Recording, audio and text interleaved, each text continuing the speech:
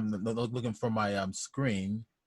Let's see, pause, questions and answers are right there. Good. All right. Okay, good. The panel's coming up. And everybody says, I see bridge. Me too. Okay, I've got a questions and answers screen here. Let me go up here. Right.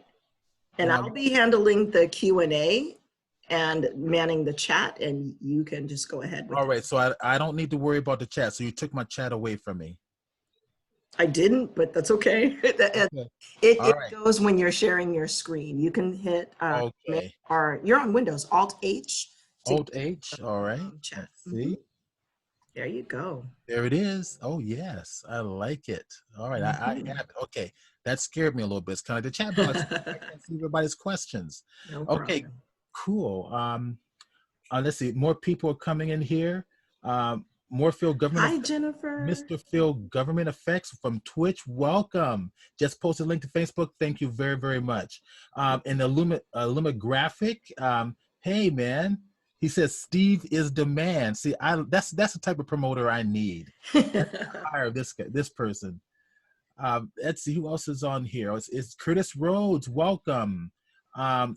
Let's see, Boss of Press Sempre. I don't even know what that is. Welcome. Yes, 1000 is here. Bandala is here. Mr. Phil, the government's here. And also Remestino. Welcome. And Shivan, I think it is. I think that's Ivan.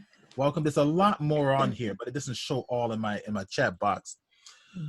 All right, what do you want to do, Lisa? We are ready to get started. So let me go ahead and get started by saying welcome, welcome, welcome. It is good to virtually see you this evening. I know it's been a long time since we've all been able to get together, but we're so glad that you joined us here in this virtual environment. This is apparently our new norm for a little bit of time. And we are just really happy to be able to get back into the swing of things, get creative again, and get this started with Stephen Burns, who is a phenomenal digital artist. You guys know him. I don't need to really introduce him, but he's here to do some amazing things. He is going to be leading our presentation tonight. I will just double check and make sure that everybody's okay.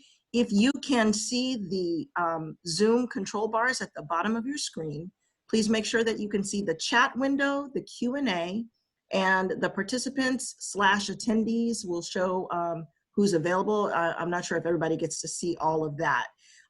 We have quite a few folks that are here from all over the country. That is amazing.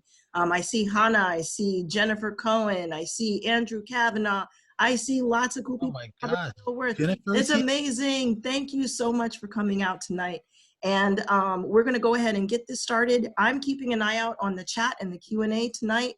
And Stephen is streaming and ready to roll. Okay, well, gosh, it's it's an honor to be here. Hi, Hannah. Hi, Jennifer Cohen. It's great to see you here as well. Wow.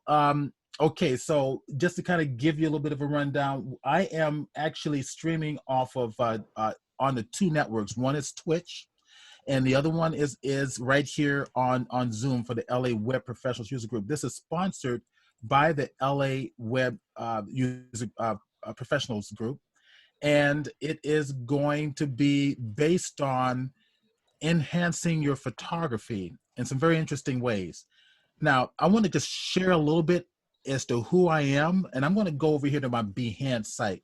I'm an Adobe educational leader. I speak for Adobe from time to time as well. So I guess I would be considered one of those unpaid evangelists. So I'm a huge fan of what Adobe has done for the creative community, because this day and age, digital has created a brand new breed of artists. Those who would never pick up a brush and oil paints will now do it digitally in programs like Photoshop or Painter or many others. Those who would not pick up a chisel and hammer to make sculptures out of stone will now do it in the 3D program. Okay, those who have done photography traditionally will now do it digitally. In Photoshop, it's going to be their program of choice. And there's a lot of programs out there, but the bottom line is that we're doing this all digitally, and that is producing a whole new type of artist. Okay, now ask me questions anytime. If I'm on Twitch here as well, twitch.tv/Chrome CHROME capital ALLUSION. All right, now and I will go ahead and also and type it into the chat box for the Zoom people as well. Oh, I actually just did that. Okay, so I want to share with you my Behance page just very quick to kind of give you an idea of what I do. Um, I I'm going to kind of show you some of the photographic work, which we're going to be tackling that today. I teach consistent workshops where we go into different national parks or just locations in the country and learn to enhance our skills as photographer, enhance our eye as photographer, because what we do is about vision. It's about our personal vision. Okay. Um, as many Photoshop presentations as we all witness out there, they talk about technique quite a bit. But today I want to kind of start sharing with you something else about vision, how to make your work more expressive. This is some work that I did in Death Valley. I'll just show you a few of those. There's another example. You probably saw this on the promotional board for the LA Web Developers Group, professional group. So what I'm very interested in, well, let me back up a little bit. I went to school for photography, achieved a certificate. I worked under photographers. I with fine art was always my passion. I showed in galleries all around the world, and then that led to producing books, and then books led me to working with Adobe, and that led me to, what I'm doing today. And I love what I do. So this is a shot that was done up in the Central Coast, probably more Northern California, and the Bay Area in Santa Cruz area. So my goal is to inspire people to learn to see differently through the camera.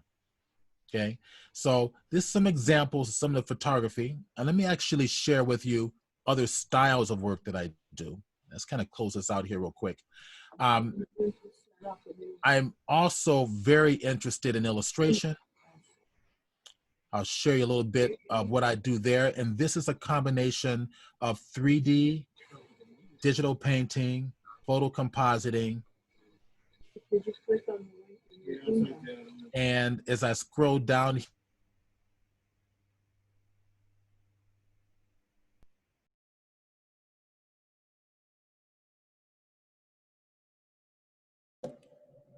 Stephen, we need you to unmute. Sorry. gotcha. I don't know why I'm muted. So everybody can hear me now, all right? Well, Twitch people is okay.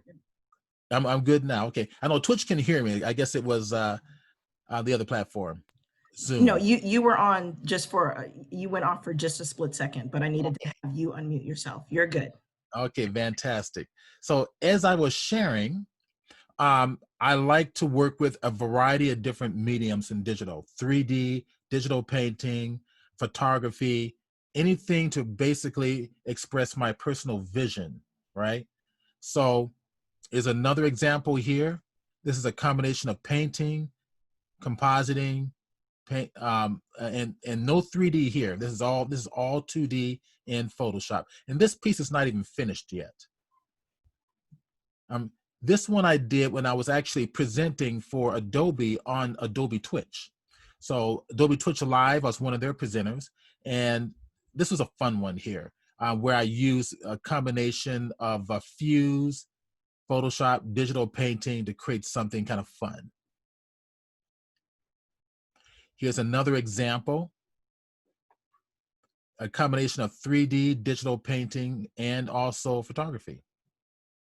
This was a 3D ship I actually created in the 3D program of choice, which I use Lightwave. That is all created from scratch in Lightwave. The planet, the meteor is all created in 3D. And one day we'll come back with another presentation for Daniel and this group. All right, now I can show you this all day. You guys know the website is behance.net. And I will, let me go back a little bit. And I will drop this link in both Twitch as well as inside of Zoom. I'll do that now so you guys have this link so you can go there on your own. Okay, now let's talk about today's presentation, because otherwise we're going to get sidetracked. All right, values. I want to kind of share a little bit. Hi, Luma Graphics, welcome. Good. Now you say you can hear me fine. Fantastic. Okay, so I want to talk about technique, but I also want to talk about vision. I also teach something called a value-based workflow, which is all kind of part of this thing of contrast masking in Photoshop. And let's actually tackle it this way. I want to just get us used to working with values in a very different way. In other words, I want us going back to working with values first before we work with colors. Now, I want to go back to what Ansel Adams have taught us. Now, for those of you who don't know what Ansel Adams is, which surprises me from time to time, you should, younger generation have no idea who Ansel Adams is, the great black and white photographer who actually mastered the concept of making expressive imagery by the use of values, rich tones, bright tones, to create his own personal vision. Composition was critically important, but the tones were equally as important. All right, I want to share a few more photos here where I'm utilizing values to be more expressive in what I do. And I'm also going to show you how these values are applied to color.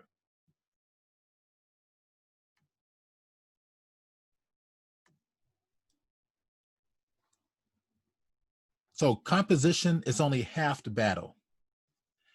The other part of the battle is what we do with those values. Okay, let's go play.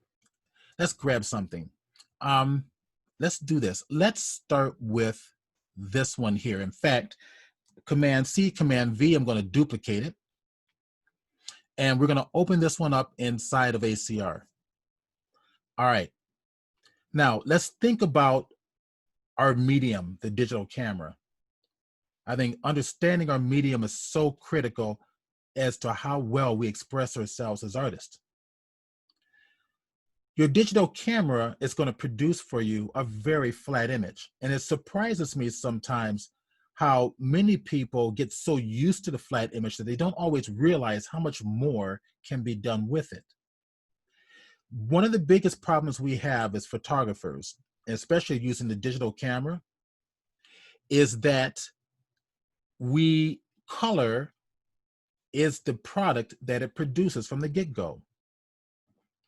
Therefore, color becomes a crutch.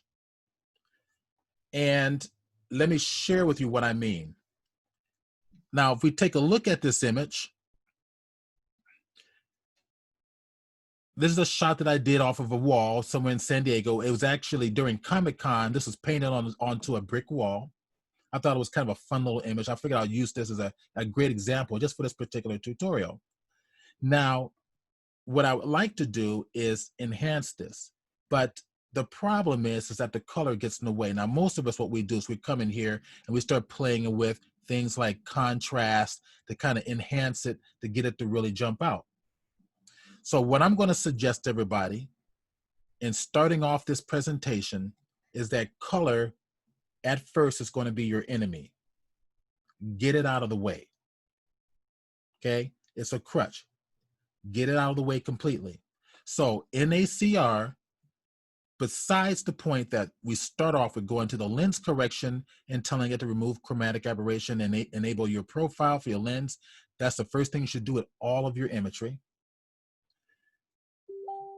Now we're going to go back to the basics tab in ACR. Now, what I'm doing here is exactly what you're going to do in Lightroom. Lightroom is nothing more than ACR and Bridge put together in one system with a database engine. So what you do here will be exactly the same in Lightroom. All right, now, the problem is color is in the way. Let's get it out of the way completely. I'm gonna go to the saturation tab at the very bottom of this list.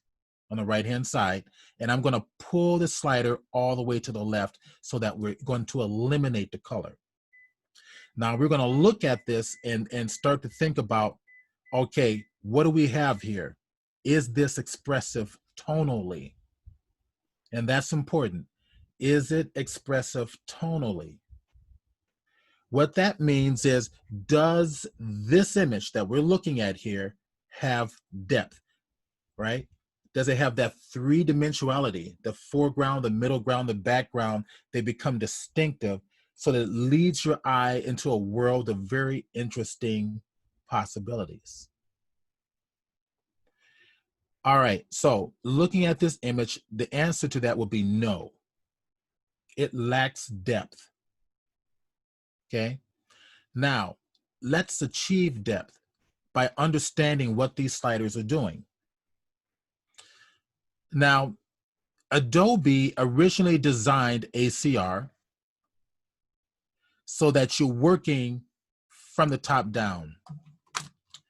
Now, what I suggest to you is that you understand ACR so that you're looking at this from a value-based point of view. Okay, so what I mean is, let me grab this. What I mean is that we're going to look at the values. We're going to start with the darker tones, and we're going to work our way all the way up to the higher tones and make sure that we're getting that expressive feel and look from this image that we as an artist are going to decide to give it. Now, Camera Raw is only a start. Most of this is going to be done in Photoshop. But Camera Raw is a good place to start, just so that I can open up your minds to the possibilities of working with your imagery, utilizing ACR in a value-based mode rather than in color. So let's start with the darker values. Let me get in close. I'll zoom in a little bit more. And what we're looking at is this black paint around the figure. Now, I want to make sure that there's detail everywhere. So my first thought is this. Let's target those darker values. But before we do so, let's understand these sliders. Exposure is dealing with shadows, midtones, and highlights equally. No matter what direction you go in, equal amounts of those three areas are going to be adjusted.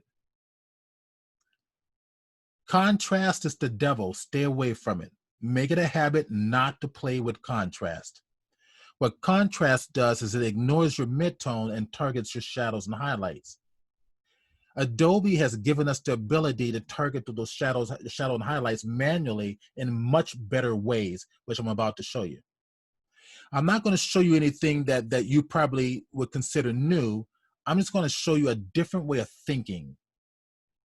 I'm going to try to get you into a different mindset. So let's express where we're going this way. You were going to create an image onto a canvas. What do you start off with? You start off with a pencil sketch, right? With a line sketch. What color is that line? It's going to be more than likely black. Where do you go from there? Okay, then you're going to lay down your values-based system where you have your shadows, midtones, and highlights. You're going to start to sketch out the detail. If it's a person or a portrait, a face or hands or a landscape, you start to use a value-based system to create those shadows, midtones, and highlights. That's what you do when you're working traditionally in art. After all that is done, you lay on the color. The problem with our craft and photography is it backwards.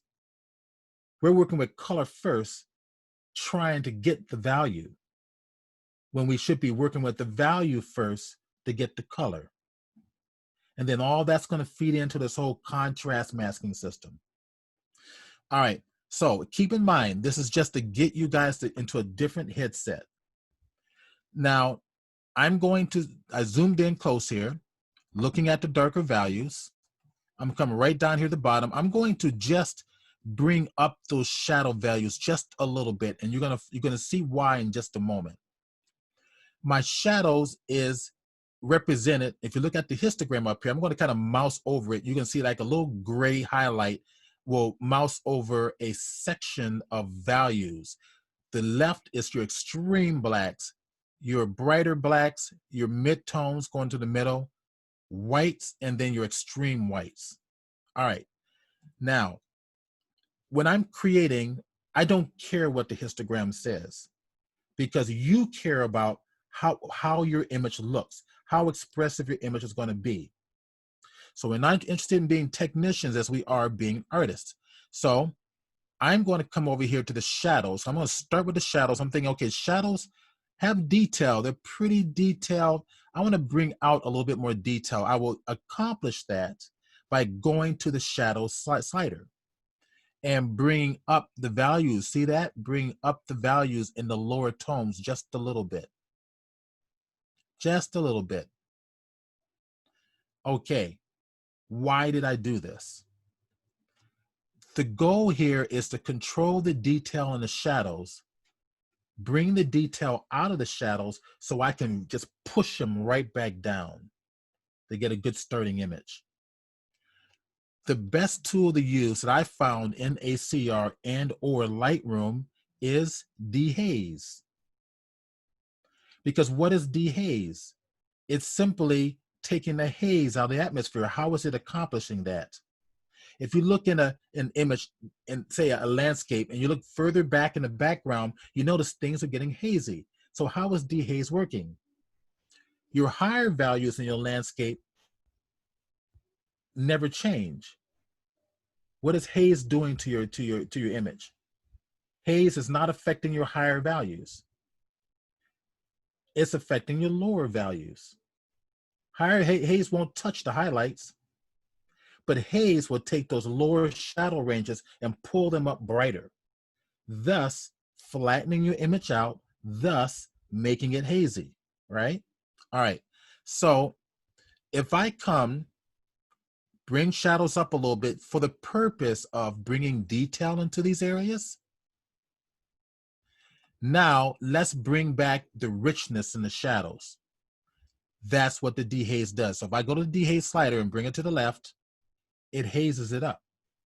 If I pull it to the right, we get dehaze, which really gives us a nice, rich lower tone.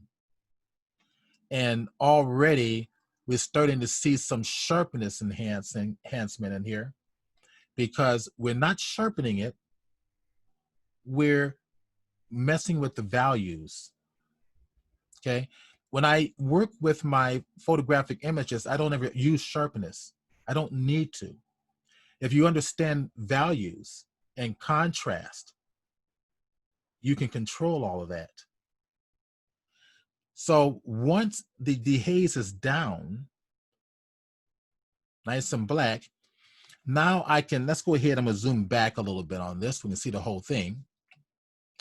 Now I'm gonna think about other things, like maybe the highlights. So maybe, let's actually go to the highlights. I'm gonna bring them down just a little bit. I'm gaining more detail in this brick. Now, what did I do here? I'm playing with the shadows. I'm playing with the highlights. Highlights only target the higher values, all right? If I bring those values down, I'm starting to get control in the shading, highlights, and midtones.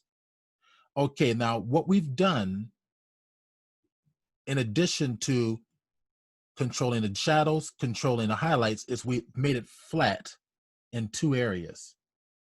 We made it flat in the highlights, details, and we flattened it out with less contrast in the midtone areas. So if I pull this up, get in closer, and I pull it up and zoom in a little bit, and the slider, one of our newer tools in ACR for increasing contrast in your highlights, is called texture.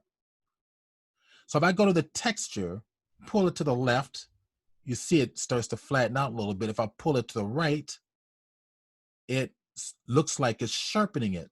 But what it's doing is adding more contrast in just the brighter areas. Now to add more contrast in the mid-tone areas, that's going to be your clarity. All right, pulling it to the left gives it a feeling that's going to be very soft. If we pull it to the right, look at that. Really starts to pop there. I'm thinking I can give myself a little more dehaze. There we go. Kind of give it some depth there. Go to my highlights, maybe pull that up a little bit. There we go. Now, we talked about why it's important to go back to black and white. Now you're about to see that. We've desaturated it here in hue and saturation, right? Now let's keep that in mind. And I'm gonna get a little drink of water here. All right, hydrated.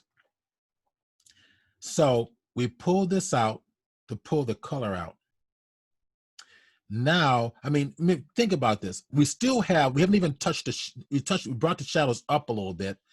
I can even go to the blacks, which are the extreme blacks, and I can even pull those down if I felt I need to have a little more richness in here. I can afford that, and that starts to make it more expressive. Now watch what happens in the saturation. Keep in mind that your saturation slider normally is at 0, dead center. Watch what happens as I pull this on over. Look at where the slider is and look at what's happening. We got a very interesting saturated image with a lot more depth to it. And the slider is nowhere near its natural 0 point. There's a reason for that. The reason is we've eliminated, now actually before I say that, let me bring this over to 0, back to its normal state and see what it looks like. Look at that. That's 0 right there. It's garish, we've blown it out. But we pull it back where it's nowhere close to where it used to be. We're getting a much more saturated image, an image with a lot more depth to it. So let's actually click done on this one. Let's go over here to bridge. Let's bring them up. Let's put them side by side. I'm going to maximize this one here. So this is before, and this is, well, I'm going backwards, wrong way. That's before, and this is after. So that's before, very flat, very chalky, and this is after with a lot more depth. So the whole idea here is to kind of get you thinking in another direction. Now you have other tools also inside of ACR. Now say for example, you want it maybe a little more yellow, closer to this. Well, we can still go back into ACR and play with that temperature slider and just pull it out of the blue spectrum of light toward the yellow to add that. There we go, if that's what you choose. Okay, let's click done here. And let's explore one more, just one more like this. Let's go to this one here. Let's go to a photograph that's gonna be a little more practical. And let's do it before and after. So right click, actually I'm gonna hit Command or Control R for open in RAW. And let's take a look at this. Something I shot, in fact, let me cancel this because there's some adjustments that were made on here that I'm going to want to get rid of. Right click, develop settings, clear those settings. Good. Now they both are exactly the same. Let's open that up with the Command or Control R for RAW. And let's enhance this. Let's think about this value-based workflow that's going to aid us in terms of this contrast masking approach. All right, colors in the way, right? So I'm gonna go over here to lens correction, make sure that's always turned on. It's not seeing my Canon profile. So what I'm gonna do is just target the Canon. There we go, and it sees the profile fine. Now let's go back to our basic settings and let's go ahead and get the color out, and let's evaluate this in terms of a black and white image. immediately what I'm seeing is our shadow details, which is on the shaded side of the rock, is blocked up completely. Now, the water detail, I have detail there, but could I get more? The sky could be a little richer. Let's play with this. Let's enhance this in a black and white situation. So first thing I'm going to do is I'm going to go to my shadows. I'm going to look at this area. I'm thinking take the shadow detail and bring out the detail. There it is. It's just targeting the shadows. Okay. Notice I'm never touching that contrast. That's a thought. Just to keep, it's a reminder. The contrast is the devil. So I'm going to pull out that detail there. Okay. And the next thing I'm going to do is I think I'm going to bring down the highlights. So go to my highlights. Let's see how much more I can bring out of those highlights. Okay. Pull it down. That's a little better. The highlights made this look a little richer in here. So I might just bring the shadows up just slightly more, just a teeny bit. There we go. Now we're going to go target the extreme blacks and bring it down to giving this depth. So we're going to go to dehaze. I'm going to pull the dehaze over to the left. And there we've got some nice rich details in here. And look what's also happening in the water. Look what's also happening in the sky. We're getting a lot more contrast out of here. This affords me the ability to probably bring up the exposure just slightly. Right there, okay? Now, let's deal with the contrast adjustments in the highlights by going to texture slider. Pull it to the right. Look at that, pops. Let's go to our midtones, clarity. Pull it to the right a little bit. Makes it a little richer, but that's okay. Okay. I'm thinking shadows may need to come up just a teeny bit, just intuition here. So I'm going to go to the shadows. It looks like it's almost to the right, but we don't care. We don't care what the histogram says. We're looking at this visually. So come over to the shadows. Let's pull this up. There we go. That pulls out a little more luminance out of this shaded area. Now let's go take a look at this color-wise. Let's bring it down, see the whole thing. Go to my saturation slider, nudge it up, nudge it up, nudge it up. Wow, look at that. Look at that. Look at where we are. All right, why is this working? Why are we getting greater depth this way than just working with color without actually desaturation the image? Because Photoshop works in LAB mode, like your tonal channels in the L channels, your lightness, A and B channel is your colors. So when we told Photoshop to take the saturation out, it went into LAB mode and only targeted the values and left all the color alone, didn't touch any color. That's why your slider and your saturation only comes up so far. So what does that mean to you as a technician? That means that because your saturation is not up there to 0 where it is naturally, it essentially means that you have a lot more data in your photographic file. In your digital image, you have more pixel information still in there that's going to allow that file to print more expressively. Okay, does that make sense? All right, now let's go into another approach, which is what today's presentation is going to be based on. And let's go grab this image here. And let's go open that up. Okay. I'm going to go into the lens effects, remove chromatic aberration, and enable profile correction is already on. But that's all I'm going to do. We're going to open it raw and native inside of Photoshop. Let's open that up. Okay, there's my image. Hit the F key on the keyboard. That changes my viewing mode to full screen. All right, let's go ahead and duplicate this layer. All right, now we just finished talking about changing our mindset to looking at our imagery in terms of values. Okay. And this is going to be a similar situation. And what I'm going to teach you is, okay, so Toaster Crash from Twitch has a question. The question is, does this technique work for any visual media? Let's say a short video, for example. Okay, so that's a very good question. Yes, depending on the software that you're using.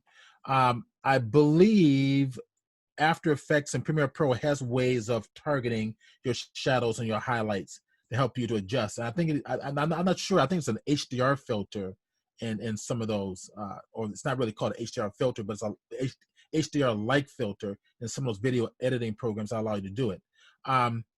What we're working with is the still image, and there's a lot more flexibility and a lot more tools for dealing with the still image than in video necessarily. Okay, but I do the same approach, and also Ivan says on Twitch has asked, would I do the same approach with photos of people, animals, etc.? Absolutely, you would. Because think of a bride in a bright white wedding dress, right? You're going to see the obvious, advantages in just a moment. But good questions, really good questions. All right, so now I shot this when I was up in the Bay Area, actually north of the Bay Area. This is up in wine country. Actually, this is up in Calistoga. So on my way home from Calistoga, I saw this little mailbox, and I loved the way this shadow was kind of moving off to the corner there. So I had to stop and shoot it. So Ruscular 3D from Twitch also mentioned, does resolution matters? Absolutely. Resolution always matter. All right. The greater pixel information you have, the more flexibility you're going to have.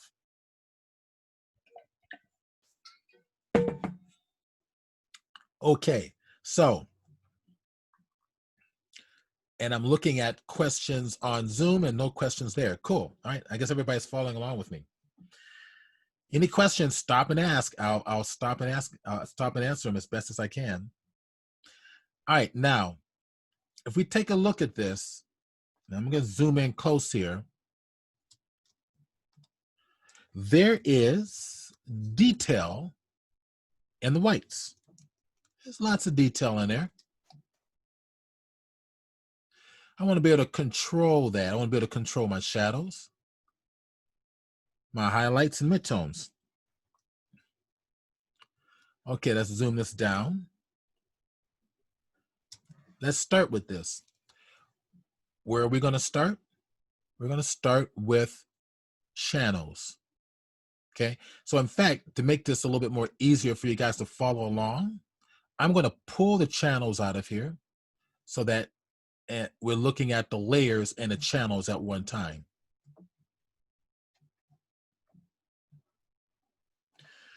All right. So if you look at now this one is not going to be the best example, but it's fairly decent example. Let's take a look at the channels. We got the red, the green, and the blue, and they're all in value based, right? They're all using black and white values. Red, green, and our blue. What I want to do is I want to create a value-based image based on the full color image. Currently, you're seeing the red by itself, the green by itself, and the blue by itself. But I want to see everything in one value. Okay? So what I'm going to do is I'm going to tell Photoshop to put all the highlights into a selection. And the shortcut to do that is Command or Control on your keyboard, take your cursor and put it over the RGB image thumbnail and click on it. All right. So from Anissa Brown to, oh, that's to Daniel Kramer. Okay, I thought it was to me. All right, no problem. So now what I did was I held down the control key and clicked and release right on the RGB thumbnail. And what produced was a system of selections. All the selection means is whatever is selected is what you can edit. All a selection means is anything that's white is what's going to be selected. And that's what it did. Now I'm going to take this selection and turn it into its own channel. I'm going to click this icon second from the left on the bottom of your channels. And that icon there is called Save Selection as a Channel. If I click it, look, there's my new alpha channel. Let's turn off, if I click, let's turn off the selections, Command and Control D. That's my new alpha channel. Let's compare between the three: red, green, and blue, and alpha. It's different. Where do we see the differences? Especially when you look in through the cracks of the fence here, it's different from the other images. Because what we've done is we've taken a full color image and we've given it a full tonal range result. Okay, now this is where it gets fun.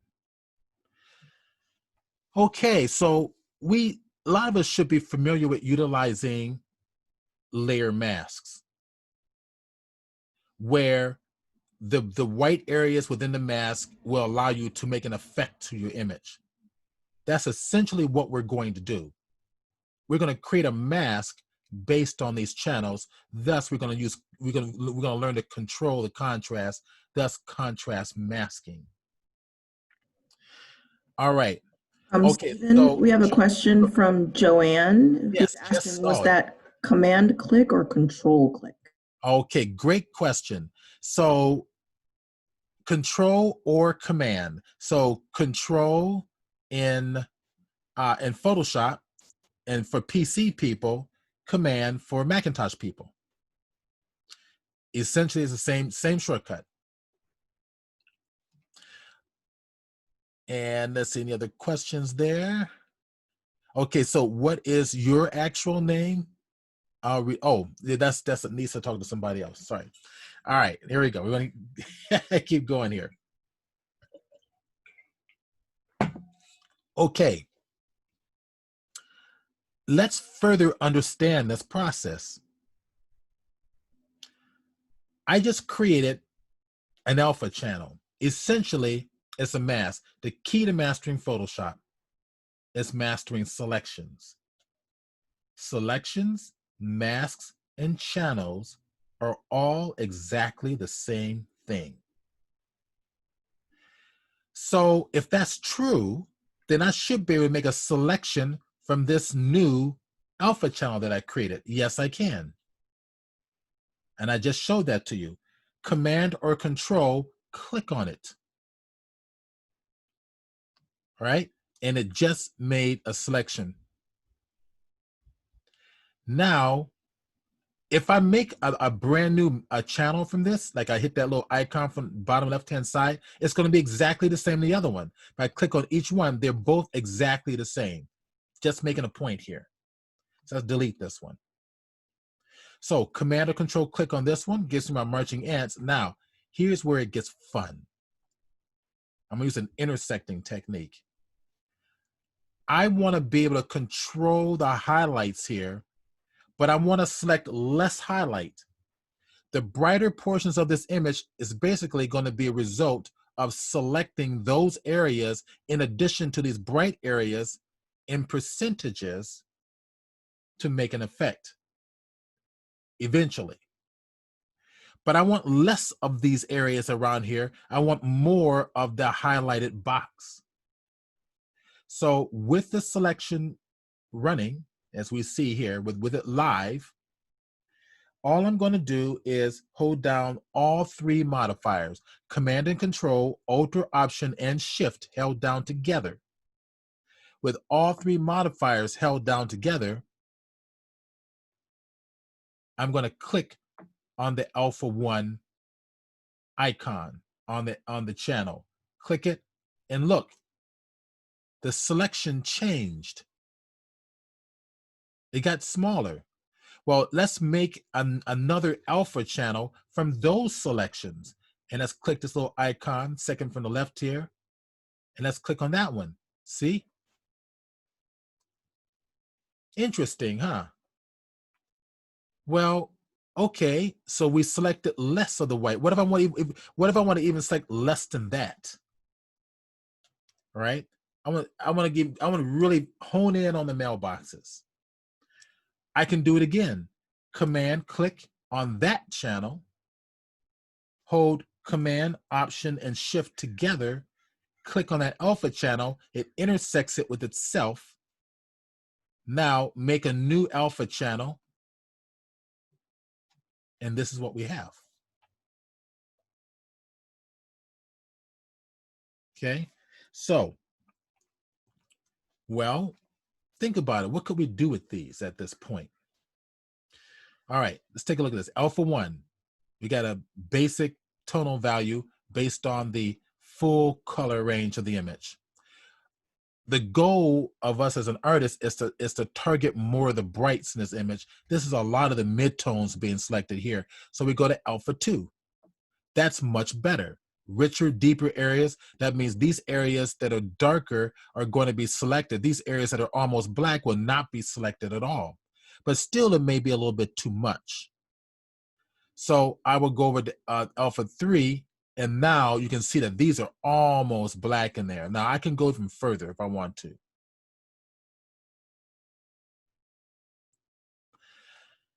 So let's do it. Let's just do one more just for the fun of it. I'm going to duplicate this alpha channel. That's right. I can use that as Rowan Morgan says. I could use this as a channel to change color. Absolutely. Now, if I go to Alpha 3 with the exact same thing as Alpha 1, I can use a brush now. And we'll come back to this again later. But if I hit my brush, B key on the keyboard, and I'm adjusting the size of my brush, I'm using a very soft edge brush here. And if I use my blend mode, I want to give a blend mode to my brush. So if I target that blend mode and tell it to use overlay, overlay is targeting two areas, your whites, your high tones, and your low tones, your whites and your blacks. If I tell Photoshop to paint with white, hitting the D key, make sure black and white is chosen, it will only affect the whites. If I hit the X key and tell it to affect only the blacks, make sure then it's only going to affect the blacks. So if I start to paint, oops, I'm in the wrong tool here. Hit the B key for the brush, of course. There we go. There's my brush. If I paint with black, it'll target the black and leave all the whites alone. So things get darker. And we're going to show you some practical applications of that in just one moment. So as I brush around here, it's a way for me to be sloppy and avoid the whites and just target those mailboxes. Making sense? Okay, so let's get out of here and let's go apply this practically. All right, maybe I want to bring down the background a little bit, overall image. So maybe I'll select the alpha channel, alpha 1 for this. So go back to my layers, and we're going to use our adjustment layers. So go to my black and white half circle. It looks like a yin yang symbol.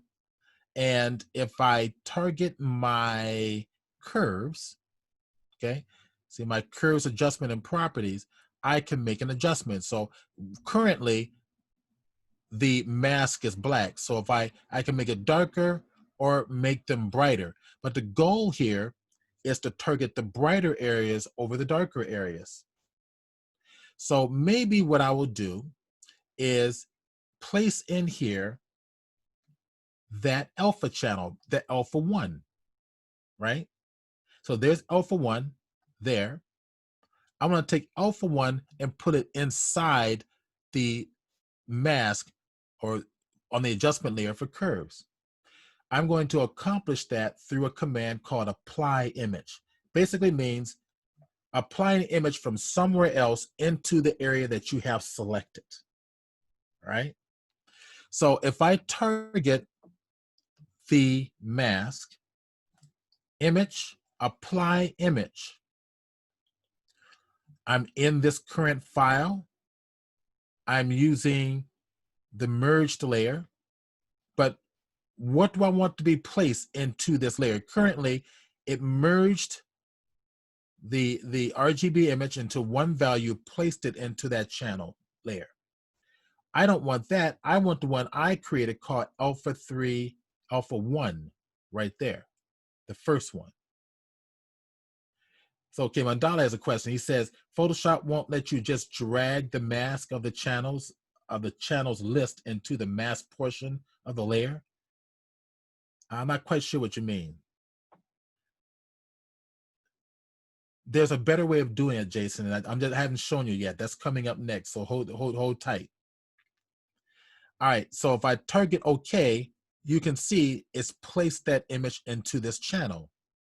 Now, if I go to my layers, not layers, but my adjustment layer, I should say, of curves, I can make those adjustments, and you can see it's only affecting those brighter areas and not the shadows at all, right? We start, this is a beginning understanding of contrast masking. Using a contrast in your channels as a means to mask out or to get detail or to take away detail in your image. Okay, so I will bring it down just a little bit, just to give the fence a little bit more of a depth, a little more saturation. Now I want to go and get these mailbox. I want to target those solely. I've got two other channels here. I've got an alpha 2 and I have an alpha 3. I'm thinking let's go to the alpha 3 directly, okay? All right, so now we will make another adjustment layer, just another curve. I never get greedy trying to do this all in one curve, okay? You're slowly building up, just as a painter is applying pigments to a canvas. They're slowly building up the saturation, the detail, and the form to create their vision. It's a step-by-step process. You're not trying to do it all in one big swoop change. So if I come back and also add in here, somebody had mentioned here on Zoom that we hear about Jack Degan. Yes, Jack Degan was a personal friend of mine, and he will be well missed. His son contacted me on my cell and let me know about it. They're supposed to be organizing some type of a gathering or a memorial for him after this whole COVID thing is all done. But yes, I'm glad you brought that up. That Jack was inspired a lot of people. Is a good man. He will be well missed. Okay, here's my curves. Now I want to do something different. I'm going to undo that. Okay, Command Z. All right, I took away the curves. What I'm going to do instead is I'm going to get the selection. Why? Because channels, masks, and selections are exactly the same thing. So Command click on alpha 3. There's my selection. This is going to answer Jason Mandala's question.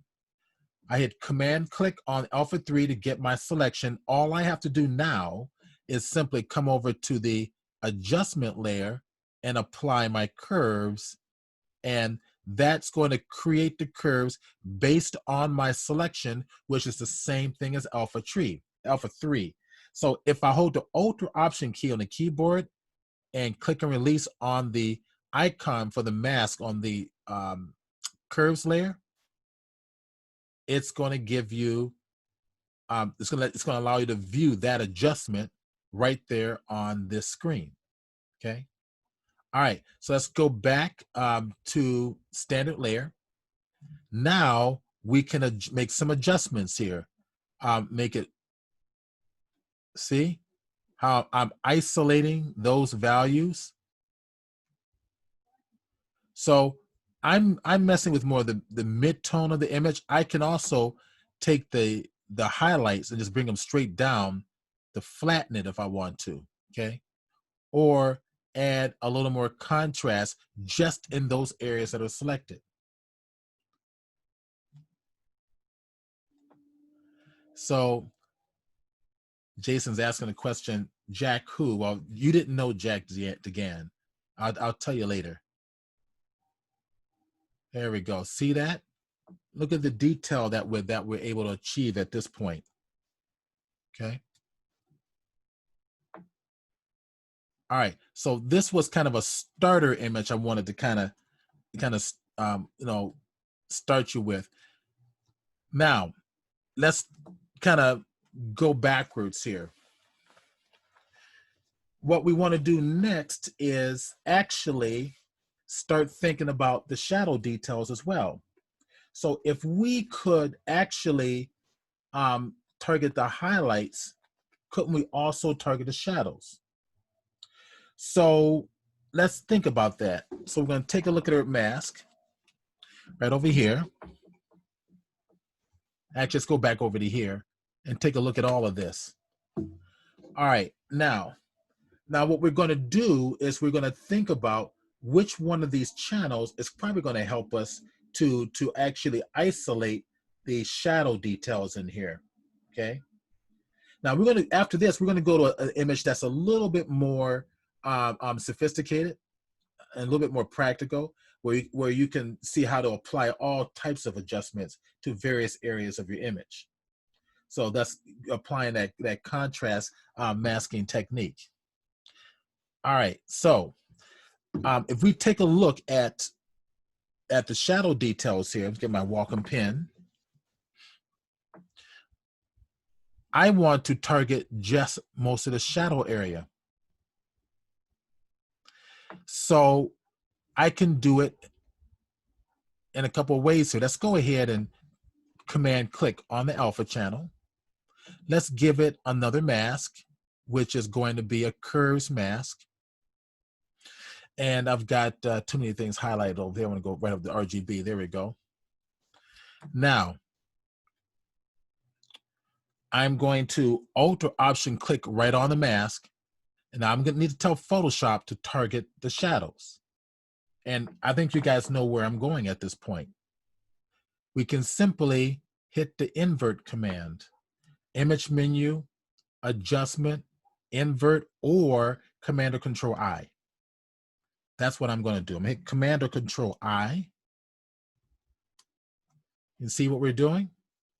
Now the mask is going to be favoring the shadow details because they are now bright white.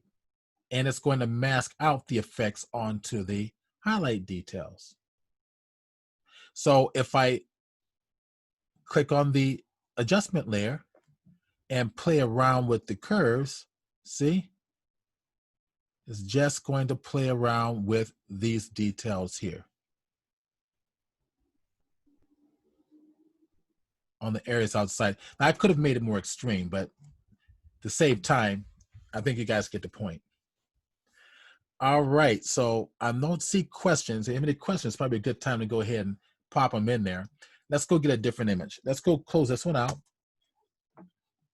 Let's go play with something else. Okay. All right, so let's actually, this would be a good one actually. Or we can do something with waterfall. Let's see. We have this one here. In fact, we have that there. Here's a CR2. Let's play with this one here. I think this will be a good example. This is one that I shot in Death Valley. And it's a nice little system of details. That's full tonal range image, but extreme highlights and shadow situation. So it's Death Valley is pretty warm, but this is in Rhyolite. It's an old ghost town. It's a very cool place. A great place to kind of play around with abstract ideas as well. So if you guys ever get an opportunity to, definitely come in and come with me in my Death Valley classes. I think you have a lot of fun. All right, here we go. Let's go ahead and open this up. So I'm gonna hit Command R into RAW real quick. It's gonna happen. It's a RAW file anyway. I just want to go over here to the effects. There we go. Get the lens profile selected for my Canon camera, and also correction of chromatic aberration. Let's go ahead and open the image. And let's play with this. There we go. I'm going to duplicate the layer. Command J.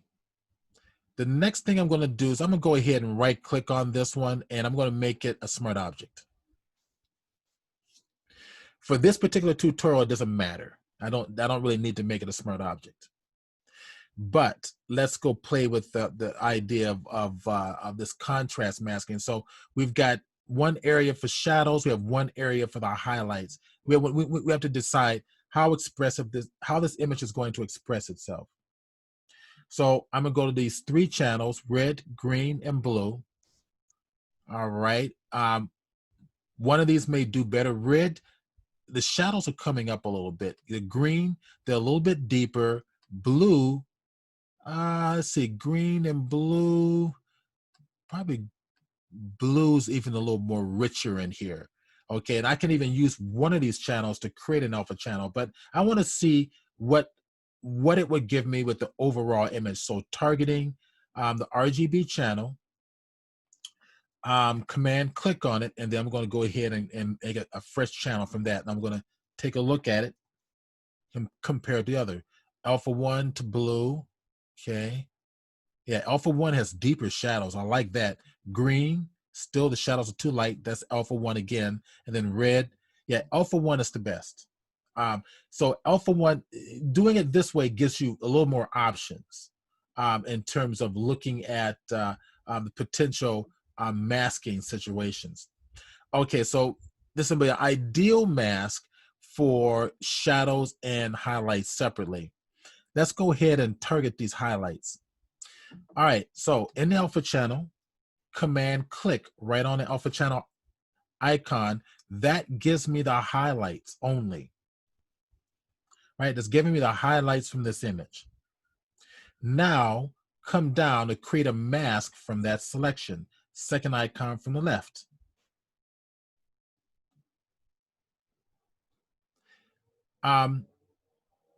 What I want to do is this. I overstepped myself. I'm gonna undo that. Command Z. All right, now, once I created that selection from the Alpha 1, we want to create an intersection with itself. So Command, Option, Command or Control, Option or Alt, Shift, all three held down together. While all three of those are holding down together, click and release on Alpha 1. It's changed the selection. Now we make a new alpha channel. Take a look at it. Okay, that's what we've done. It's going nice and rich. Let's do it again and see what we get. So I'm gonna scroll this down a little bit more so we can see all of these in here at one time. Command and click on the Alpha 2, and then again intersect it again with all three modifiers down there, and click and release on the Alpha 2 channel, then creating a new alpha channel. There we have it. Okay, so this is getting a little bit too rich. So what it's doing is it's favoring, this particular channel is favoring more of the highlights on this crossbar. So let's keep that in mind. We can use this one. I think this one's going to be a better option for what we want to do overall. Now, here's what I'm thinking. Let's take these darker, richer details down a little bit more. Let's take the brighter areas up. Shadows down a little bit more, brighter areas coming up a little bit more. We're going to utilize our apply image command to itself. Okay, so I don't screw up the original alpha channel. I'm going to duplicate it, drag it right down here to this icon to the left of the garbage can, and now I have 2 of those. There's the other one there. This one, I'm going to go to image menu, apply image. Okay, by default, it goes back to multiply. If I just go to normal blend mode, it goes back to what we had originally, right? But what I want to do is I want to give this a blend mode that's going to affect your shadows and highlights in such a way that your highlights are going to become brighter and your shadows are going to go deeper. The one set of blend modes that we have is going to be under the overlay section. See, if I start to scroll mouse over this, darken, richens, and deepens your shadow midtone details. Lighten, brightens your highlight, midtone highlight details. Overlay makes your shadows richer and your highlights brighter. And I'm going to take a look. See, now this is not bad. Okay. I'm thinking overlay for starters and click OK. Next, apply it one more time, image, apply image, but this time, instead of overlay, go to something like screen. That's going to make your highlights brighter. See that? We're starting to create an effective mask. Why is this important? Because so many times we apply a mask in Photoshop and we go in with the paintbrush, we try to paint it in, but all of the detail is already there in the channel. So just utilize that detail to get us most of the way there before we then start to apply your brush command to your channels. So looking good. Let's go back and do it again. Image, apply image. That's even better. Okay. All right. So I will do it one more time just to really brighten it up. Apply image. There we go. And let's see. What if we go to a different blend mode like color dodge? Oh, there we go. Dodge really, or linear dodge. Oh, linear dodge really pops it out. I'm going to go with color dodge because if you go to linear dodge, the shadows start to come up just a little bit. You can see the difference there just a little bit as I mouse over. So if let's see if I can zoom in a little bit here so you can see the difference. Let's get out of the darken blend mode. So screen, color dodge, linear dodge. See? So color dodge shadows get richer. Linear dodge shadows come up a little bit. So I'm going to stay at color dodge. Okay, that works. We'll use this. Okay, so we're going to utilize this to control our shadows and our highlights. All right, let's go play. Here's my new alpha channel right down here. Command click on it. Let's go back to my layers. Click on the top layer, which puts me right back into the RGB composite mode here. Then I'm going to go to my adjustment layers. I will go to my curves once again. And remember that selection is still there. So once curves is selected, look, it transferred right here in my channels or my mask for my curves. It transferred it there. Okay. Now let's get out of this. Let's apply a command. So right down here for the properties, that's for the curves. Curves are targeted. So I can come in here and play around with controlling that detail in there. See that? It's just targeting just the highlights.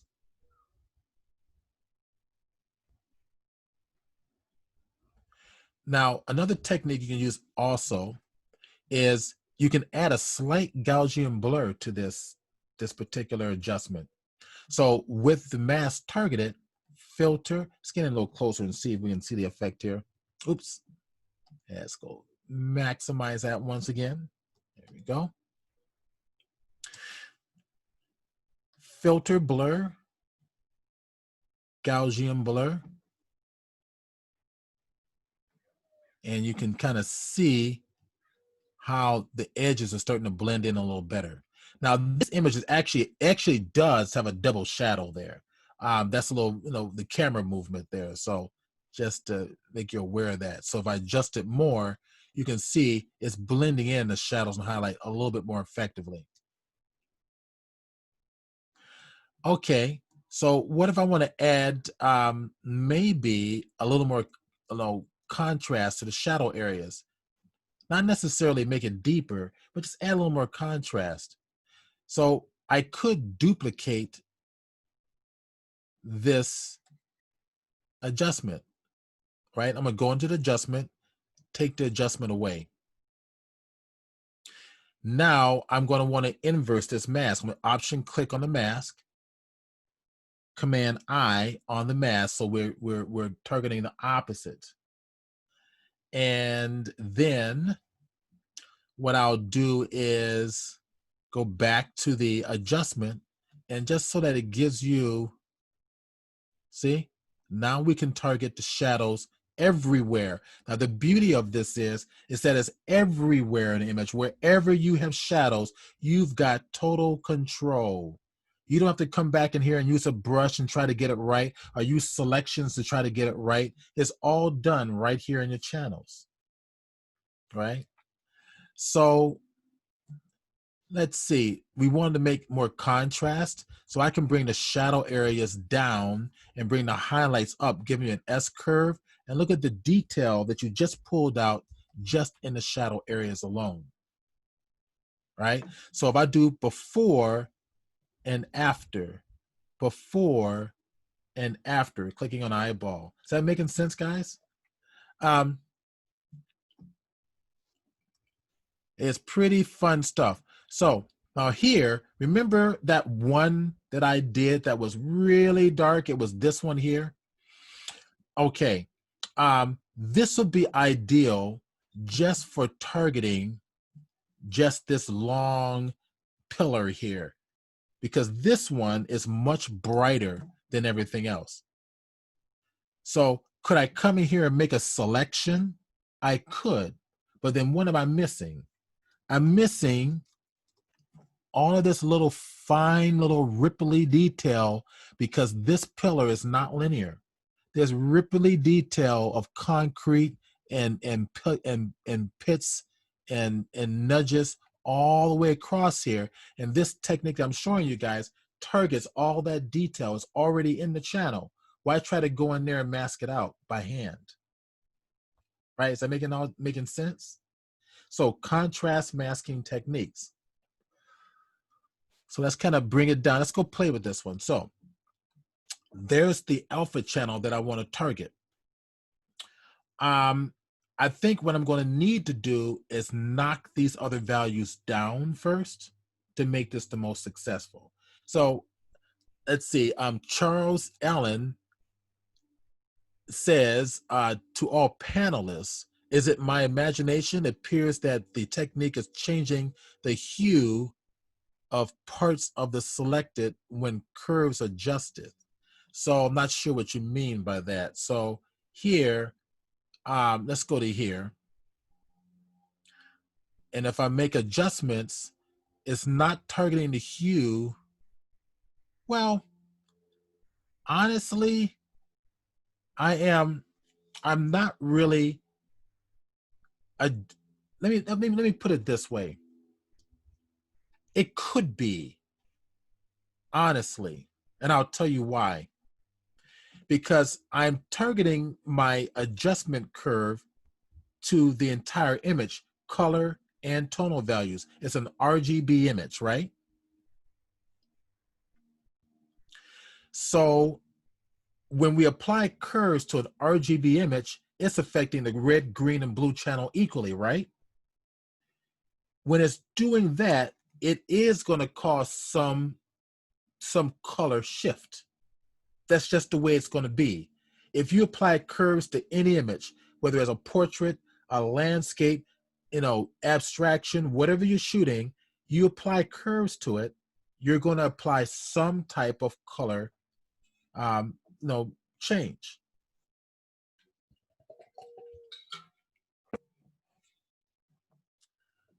You want to find out how not to apply the color change? Got an idea for you. All right, let's take a look. Let's start with this channel. Here is targeting only the shadows everywhere, right? And let's bring up the highlight areas a little bit more. Bring the shadow areas down a little bit more there, right about like that. Okay, now,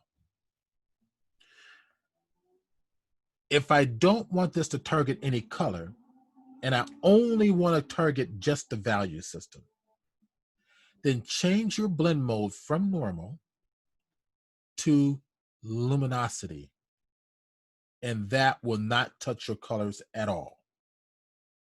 Luminosity means change the luminance, but not the color.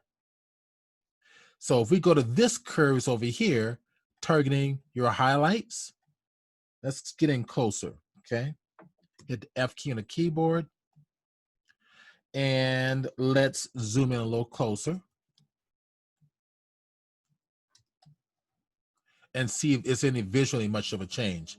So before and after, before and after. So Charles Ellen says, nice solution. You just got to understand how these things and why these things work. So here, curves for the highlights, fine. Go out of normal, go to luminosity, there. Touch the values and not the colors, right? Before, after, before, after. That way you will not get any type of hue shift, okay? All right, so let's take a look at it before, so far, before and after. Before, see how we're able to just mask out the whites. We still have one more to do. We're just about to do this little vertical bar, right? So let's go to that channel. I think we're getting ready to play with this one here, and we're going to make an adjustment. So I want this vertical bar to stand out. So what we're going to do is we're going to have to use our brush to assist us. So watch what we'll do. Hit the B key for the brush. Okay. Now, again, I'm targeting the alpha 3 channel. I want to make sure my blend mode for that brush is going to be overlay, which means it's only going to target the blacks and the whites, or the highlights and the lower values and the highlights. It's not going to touch any of the midtones at all. No midtones. Now I'm going to tell it what colors to target. I'm going to target the whites. So make sure white is in the foreground here. Okay, I'm going to bring this on over next to each other. And I'm going to zoom in closer and use a soft brush. Okay, it's a little bit smaller brush. All I care about are the edges right now. So I am going to paint. See, it's not touching the darker areas, only those whiter areas. I just want to get that edge out. And I'm going to just brighten up this edge right along here, like so.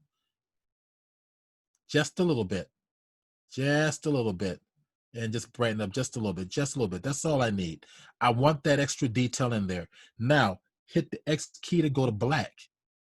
Painting with black will only look at the darker values and pull it down. And it will not touch the highlights. There, see?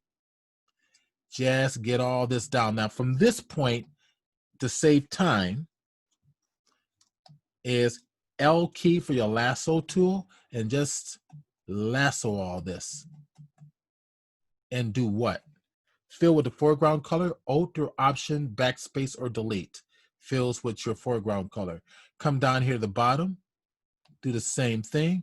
Alter option, backspace or delete is filled with the background color there. Okay. There's my mask. Command D. Now, let's get out of here and utilize this mask just for that little vertical bar. So Command click right on the alpha channel. There's my selection. Come back up to the top. Give it a curves adjustment. Take that curves adjustment and make it into luminosity blend mode so that we don't mess with the color. Now, Command plus, get in close, and let's play with it. Let's come right down here and see what we can do. Let's see, bring it, there we go.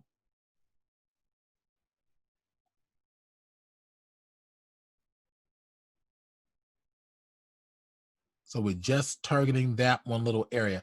I don't want this all to go that dark. I definitely want some highlights. So I don't want to make it that rich, but at least it gives me some richness if I so choose. Now, learning what we've learned, we can go ahead, watch. We can go ahead and make a selection from this, right? And then Command or Control Option O, all three modifiers held down, click on it, and it reduces selection even more. Make another adjustment there to make it even smaller. All right, to reduce the selection closer to the highlight. So you have that option. All right. Okay, so so Anissa, are you there? I am. What's up? All right, so how long do we go to? We are rounding right up at the 6:30 mark. We should be getting ready to take a break or get. Oh, yes, that'll be perfect. Yes. That'll be perfect. Okay. So, how long is the break? Let's say it again. Say it again, Daniel. I didn't hear Daniel. He said it's 10 minutes. Oh, 10 minutes? All right. So what I'll do is I'll get the 10-minute timer I like to use. Right at 6:40. Right, there's my 10-minute timer. And let's click on this. I'll start it in just a minute. There we go. We'll do the 10-minute timer. Then we all come back. And then what I'll do is I'll pause the recording on OBS. And same here on. Is there someone that have a suggestion that they'd like me to cover? Please post it in the chat box. We'd appreciate it. Yes. Okay. So Charles Allen says, Stephen, off of a Zoom, by the way. Stephen, I've started with Photoshop 2.5 and pride myself, but every time I get a little big in my britches, someone like you, oh God, someone like you comes along to remind me there's always a much faster gun in town. Well, gosh, thank you for the compliment. I just wish it was true. Oh, that's pretty funny. Oh man. So Anissa's laughing at Charles. You feel the same We're all way. the same boat. Oh man. Oh my gosh. I've been doing that. I've been since 2.5 as well. And gosh, I work with it every day. Jason Whitman says, laughing with you. It's pretty true. Hannah Messer says, I've been using it since 1. Oh my gosh. We're showing our age, Hannah. Oh my gosh. Yeah, it's been a long time, hasn't it? Adobe's really made some changes. I mean, it's gone into directions we never expected to go into. Hannah says she's been using it since 1.0. I'm the old one. I do not care. It's my spirit. You know what? Listen, Hannah is not old. Matter of fact, if people like give me a hard time, I said I don't care. I'll just get Hannah on you. She'll take care of you fast. so Daniel says he's been using it since 2.5. Yeah, how many people? I'm curious. Type in the chat box, both Twitch and Zoom. What version did you start off with? I'm very curious. 2.0, 5.0. We got a 5.0 with Cheryl White. 1.0 with Carrie Johnson. Rowan says 5.5, 7. We got a 7 from Rochi. Rico says 3.0. Lois says 3.0. What about you guys on Twitch? What version of Photoshop did you start off with? Carl says 5. Jason says whatever the first one was. We don't know. We can't tell you. Hannah says I actually got a Xerox copy from Adobe. And that was basically when it was on floppy disks, right, Hannah? I mean, how many discs? Let's see. Dreddy from Twitch says, Dreddy3 from Twitch says he started with version 5. Yeah, that was all on floppy disks. And I remember it wasn't, I think 4.0 was like the one that had the most discs. I think version 5, did that start going on to CD? I think it was. It's been so long. Jennifer Cohan, of course, Jennifer, the Adobe girl herself. She says she started on 1. Gosh, that's way back when. Kathleen Pittman, 1 or 2. Old cow. Oh no, Anna. Let's see. Jake says started with 1.0. Gosh, wow. Look at this. On a Mac. Andrew Taylor says probably on a Mac. Did Photoshop start on a Mac or on the PC? It started on the Mac, right? On Mac. Yeah. Okay, so you feel much more at ease being such a newbie with all you guys. Carl Schroe. Cool. All right. Memory fails. So Ivan on Twitter says memory fails him. If that's the case, that means you're probably on 1.0. I can remember 2.5 because it was just about when they were introducing layers. Okay, let's have some fun. All right, I've got a couple images here. Here's one. Let's go to this one here. I like to challenge myself photographing. Not that one. That was one I took in Yosemite area. I want to use that one. Okay, so I like to challenge myself with doing some abstractions every so often. I like to use lighting as a sense of as part of my compositional element. And therefore, these contrast masking techniques are ideal for stuff like this. Let's see what we can do with this one. Let's think about giving us more visual appeal, more depth, a little more bite to it using some of these techniques. Okay, let's go ahead, open it up in RAW real quick since it is a RAW file. And let's go ahead, just make sure the lens corrections all apply. It is. I'm going to go ahead and open it up directly in Photoshop. Now, if you guys keep in mind that you can, right down here on the bottom of the image, he has a little link that says Adobe RGB, blah, yada, yada, yada. If we click on that link, you get another box option that comes up like this. And right in the very bottom, you can tell it to open it up as a smart object. I highly recommend people to start working in smart objects. There are situations you may not want to use smart objects, but it's a good idea to get into that habit. I'm going to do so now. Open up the object. And there you go. It's automatically a smart object. Okay, so first thing we're going to do is we're going to look at our values. We got 3 sets of values here, red, green, and blue. Now, because the image doesn't have a lot of color in it to begin with, I don't expect a lot of change. And there's some change. The blue, the shadows are lighter. Now remember, what the previous image, the shadows were deeper in the blue channel. but this particular image is not. Green is deeper, red is deeper.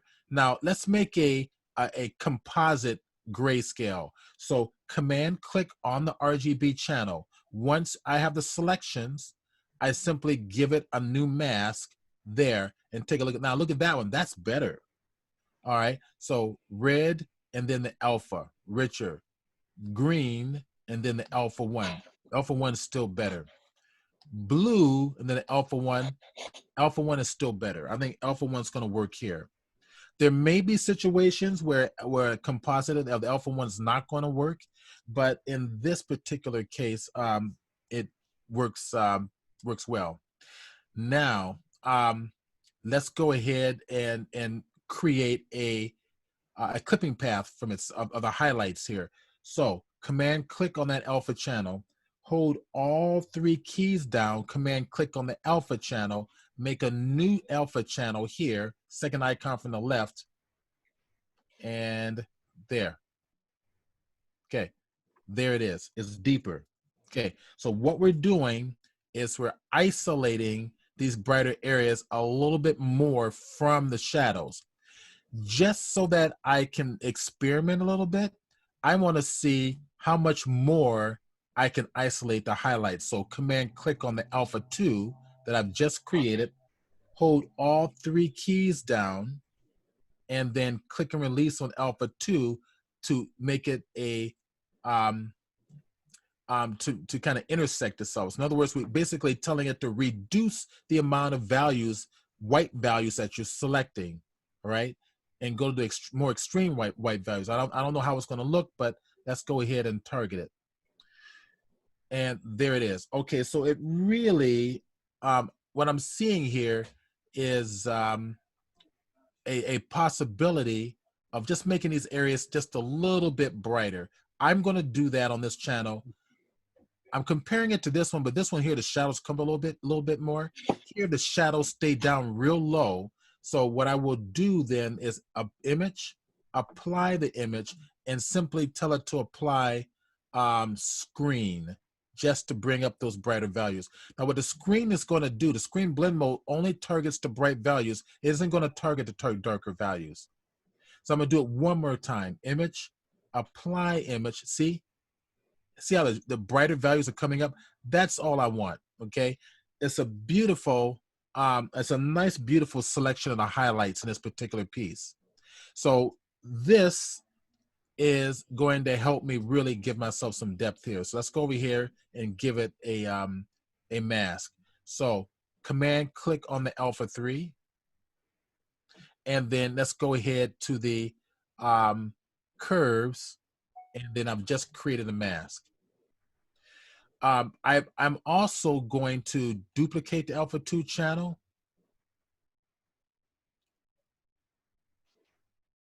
And that's not what I meant to do. I wanted to duplicate the alpha 3 channel. There we go. And then inverse it, command I, so that now I can select the shadows separately. So this channel's for the shadows. This channel is going to be for the highlights. Let's go into the shadows here, and let's bring down these areas deeper. So the areas that were brighter, I want them down a lot deeper, okay? So image menu, apply image, apply a blend modes to itself. I think I'll do multiply there. I think multiply works great because these are so bright that I think this is going to just keep making it deeper. Now I can also go with another apply image. I can do that, or maybe overlay, which makes the whites whiter and the blacks blacker. And then there, okay. I can change these names. I can say, okay, double click on this one. That's for my shadows. All right, this one is going to be for my highlights. So I'm going to highlight that there. All right, so there we go. Now, we already have the highlights in this own layer. Let's go put the shadows in this on adjustment layer. Command click right on it. So command click, get the selection, go to my curves adjustment, and there it is. It's been applied directly to this. Okay, this is where it gets fun. Let's go to the shadows. Let's go. Here's my adjustment. Just for the see. Look at that. It's clean. It's absolutely clean. Just targeting this the shadow detail. Now remember, shadows, midtones, and highlights. If I get in closer, I want to add some more. I want this to be rich, but I want it to have detail.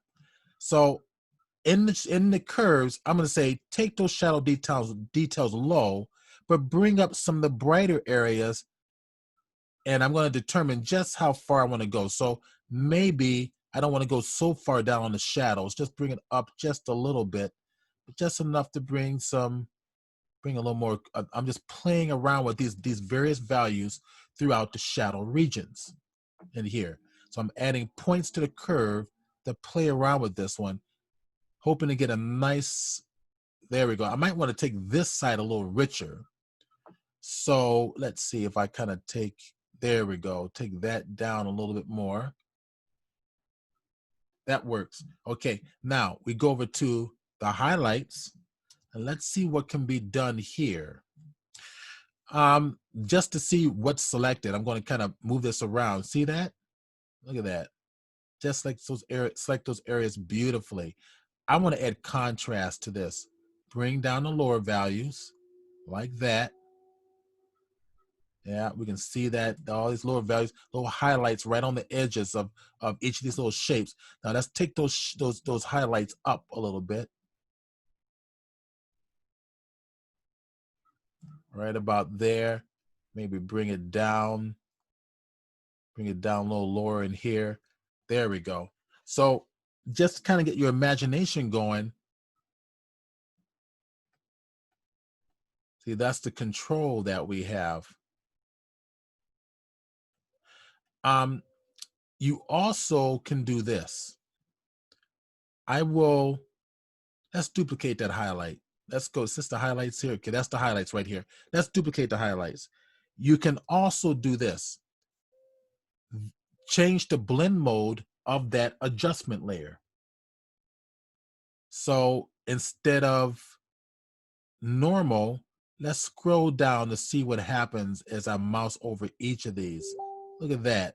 That linear burn works really nice in terms of bringing in detail. Lighten, screen, too bright, overlay, hard light, linear light. I'm thinking that linear burn works real nice there. So we can actually use layer blend modes in addition to the adjustments that we make to really control detail and feeling in our image. See that? So if you start to see this little edge problem there, that means you're gonna need to soften your mask a little bit. Okay, so filter, blur, Gaussian blur. Okay, and just soften it.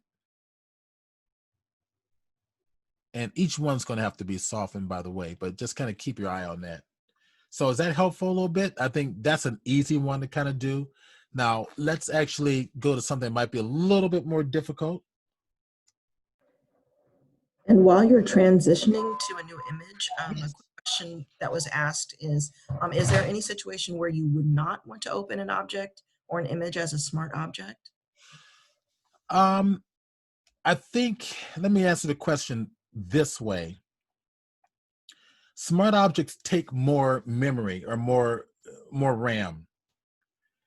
However, computers have gotten faster, processors are faster. I mean, on this system that I'm working on now, I have a 16 core processor. Okay, so the standard processor in the market today is 8 core. It used to be quad core. This one's 16. So 8 core is although it's coming in abundance, is so fast that you don't need to worry about it so much. I find that smart objects give you a lot of flexibility to go back and make changes if you so need. The times where you may not use smart objects is where you're using creating concept art, right? Which is kind of what I'll be doing during the PhotoCon Hawaii. is building concept art pieces where you don't need a full image in a layer. You only need pieces, those small pieces of image. So you select them and bring them over and add them into your creation. But overall, if you're working photographically or even with photo compositing and all of that, I think smart objects really help.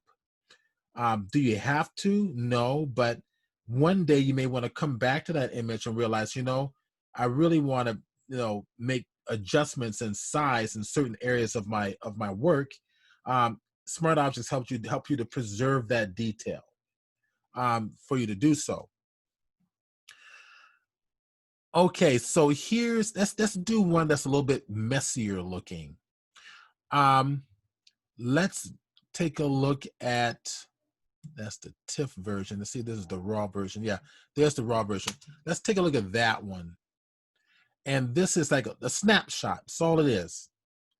So how do we control shadows and details in this particular situation? We look at our shadows all through here. We look at our highlight details all up through here. They're all interspersed in. So the channels are so good of targeting detail, you can use those channels to separate those shadows and highlights. All right, let's go and open that one up. Let's go Command R. And let's go make sure the lens is applied. Let's go ahead and open the object. Have some fun with that one.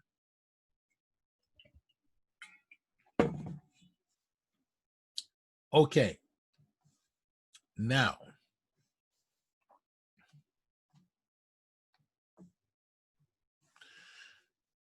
let's let's take a look at the channels. Just kind of give a good look. Red channels, green channels, blue channels. Now, your channel harbors specific information about your image. The red channel is the contrast that exists in your photographic image.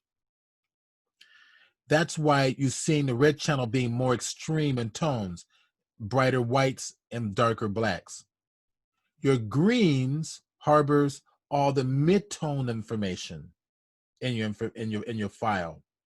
That's why using a Bayer pattern on your sensor harbors more green pixel sites on your sensor than red or blue.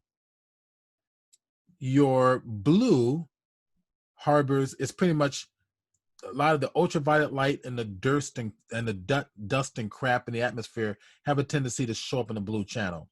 Okay, so what we're going to do is we're going to try to determine which one separates these values the best. So let's go ahead once again, Command click right on the RGB value just to make an overall alpha channel and see what it looks like. Okay, there's a blue, there's a green, there's red, there's alpha channel.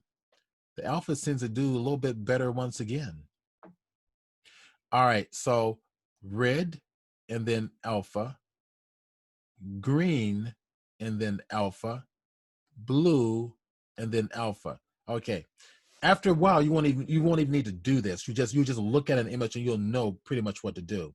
So we're going to utilize alpha 1. So I want to target the highlights only first, and then we're going to kind of go to more of the shadow areas.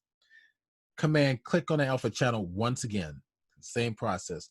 Now we're going to hold the all three keys, Control or Command, Option or Alt, Shift, and then click on the alpha 1, and that changes your selection so that it's going to select more of the brighter areas over everything else. So I will go ahead and create a alpha channel from that. There you go. See? Already is isolating your highlights over everything else. I'll do it one more time just to see what it gives me. So everything else is going rich. The brighter areas back there are being separated out pretty well. Command click, make my selection from the alpha channel. Why? Because selections and channels are exactly the same thing. Then I'm going to go Command Option Alt Shift all three modifiers and then click right onto this. it restricted the selection to the more brighter areas of the image. Now I will create an alpha channel from that and see what we've got here. Okay, so that's better, but I need to control these values and let the brighter values come up. If I go to alpha 2, the one before, you get to see a lot of the sky is brightened up here. Here, a lot of the sky is being avoided, and we're targeting more of the brighter areas in the background that the sunlight is hitting on. This one I think is going to work great. So I'm going to enhance those white areas. So image menu, apply image to itself, but this time, let's see, Jason, I believe it's the crane rigging. They use the ports for moving shipping and containers. Yes, this shot was done in San Francisco. I forget the particular area. My girlfriend lives up in the Bay Area. So whenever I go visit her, we go shoot together. And this is one little area she takes me to. It's a huge industrial complex or shipping area. A lot of the places are abandoned, graffiti everywhere, broken glass everywhere. It's great for texture shots. Great for abstract shots. Okay, apply image. Okay, now overlay was there by default. I want to go this time instead of overlay. See, that's normal there. I want to go over to screen there. That brightens it up. Or color dodge or linear dodge. Linear dodge works better, right? It's brightening up those brighter values back there. Let's do it one more time. So it doesn't always work the first time, so we'll do it again. So apply image. There we go, much brighter. It went back to my linear dodge. Let's see if there's another color dodge. Okay, color dodge works better because it keeps the blacks blacker, but the whites whiter, as opposed to linear dodge, as you can see, starts to brighten up some of the darker mid-tone areas. So color dodge, we'll go with that, and I think that'll work all together. Okay, so I've just isolated my higher values from my lower values. Now let's go create something from this.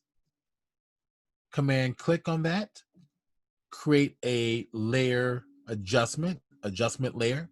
So curves will honor the selection and put into its mask that particular alpha 3 that we just created. All right.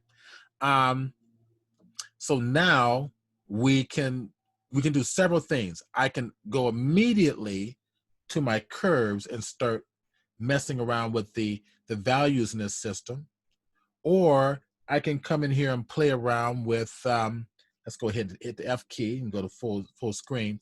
I can learn to control the highlights through the use of layer blend modes here. So let's go ahead and click here and see the whole image.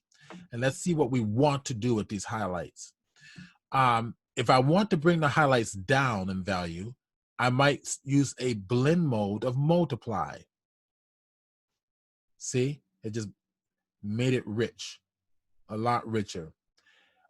If I want to brighten them up, I might use a blend mode of screen, as you can see here. And you notice nothing else is being touched that much with the exception of those highlights. So we just masked out those contrast values. If I go to something like overlay, that gives it brightness, but also contrast. And sometimes just mousing over these adjustments will help you kind of use your imagination there. So I'm thinking, let's go to, let's see, color dodge, color burn, gives it some contrast and some richness. Linear burn, darker color, darken. Yeah, it's a difficult one on this one. I'm thinking maybe go with the keep it with detail. I'm liking, let's go with multiply. Okay, so we brought down these highlights a little bit. Let's go in here and actually deal with the shadow details, because we've got some beautiful, beautiful details in these cranes, right? But they're blocked up. but they're all blocked up in here. So let's see what we can do with this next mask. All right, let's go back over to here. And if we target this, I'm thinking, let's flip this. So duplicate that channel. That was the one we just finished using. Let's flip it, Command I. And I'm thinking what I like to do is isolate more of the brighter areas here, which in this case are now the shadows. So what I'm going to do is I'm going to Command click to grab all those bright areas. Next, I'm going to hold all three modifiers down, Command or Control, Alt or Option, and Shift, and click right on that adjustment, and that brought it down lower. So if I actually go to create another mask, you can see there it's starting to isolate more of the brighter areas. I can do it again. Just hold all three modifiers down and click it again, and then make another mask. And there it is, okay? All right, so now we're doing a better job of isolating the shadow details. As you can see here, it's the sky is coming down. Now let's go Command click on it. Let's go get another curves. Click on the curves itself, okay? And remember, we're looking at the shadow areas. Let's try a blend mode, see what it does first. Now, these darkened ones obviously is not what we want, right? It really targets those. Let's go down here. It really targets those smaller, those deeper areas, make them brighter. So we're going to want to bring them up in value. So let's go to the lighter screen. See that?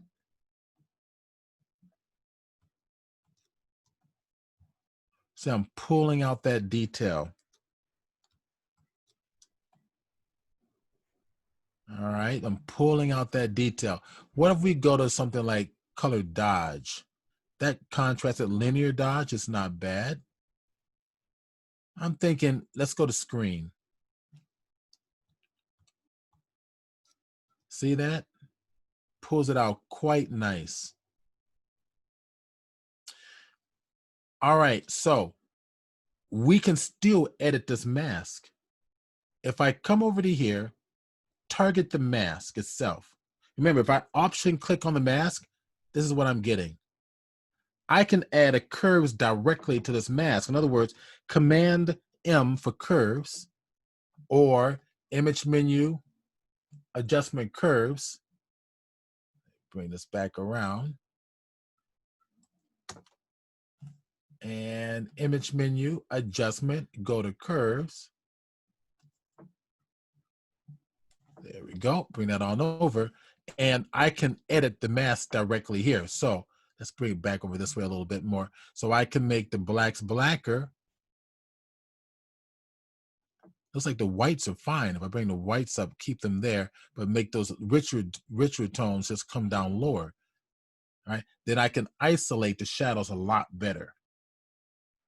So let's actually do this, but let's actually view what we're doing.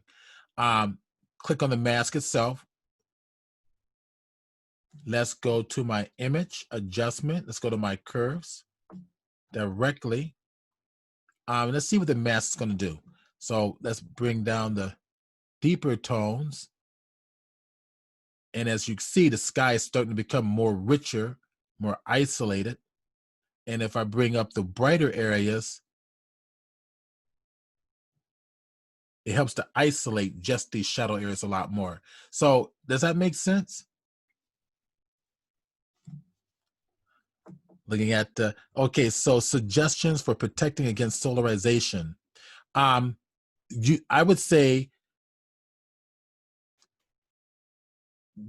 don't try to do it all in one curve. Build up curves on top of each other. Make subtle adjustments. So solarization is when you try to do too much into one channel. So do one adjustment channel and just do subtle adjustments and make another curve and build up on top of that, just subtly. And then use your Gaussian blur to help blend them together a little bit too. That was from Andrew Taylor. That question's from Andrew Taylor. All right, so looks like questions were popping up here on the Zoom side, but it isn't, I guess not. All right, cool. All right, everybody's talking to each other. Okay, so let's get out of this one. Let's go to. And just so you're aware, we're at the 7:16 mark, and we still have okay. minutes for, yeah. All right, so I'm gonna do just one more real fast one. Cool.